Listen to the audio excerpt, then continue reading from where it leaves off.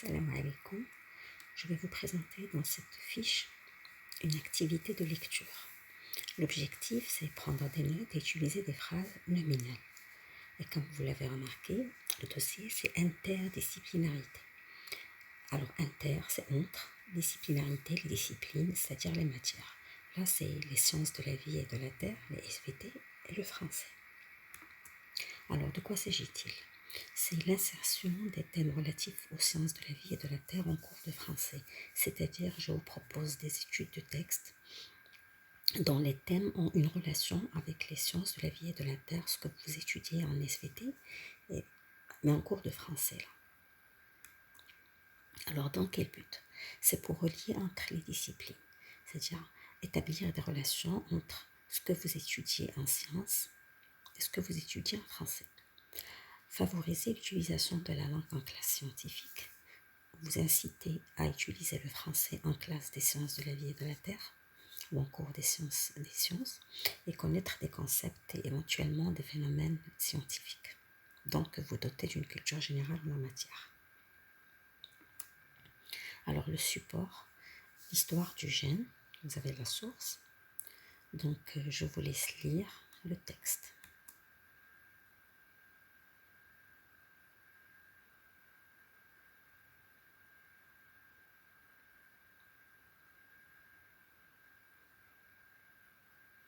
Suivez votre rythme de lecture, vous pouvez arrêter à tout moment, reprendre.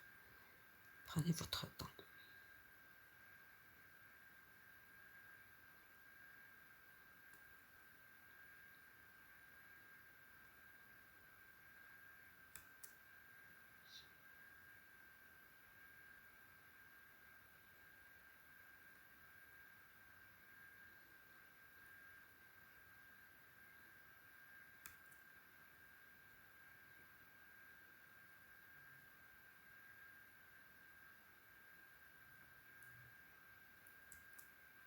Alors les consignes, relevez les informations sur l'histoire du gène en répondant aux questions quand, qui, quoi.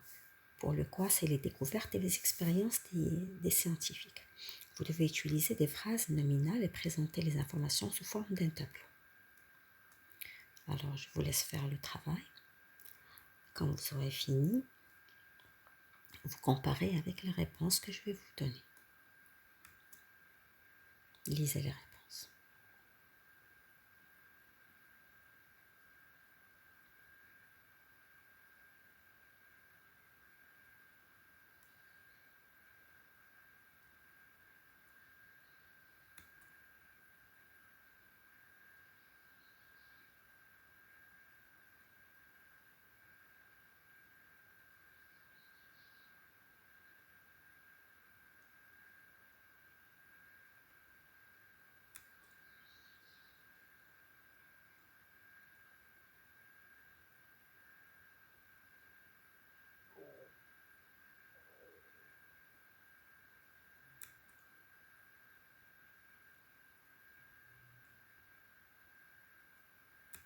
Donc, on récapitule.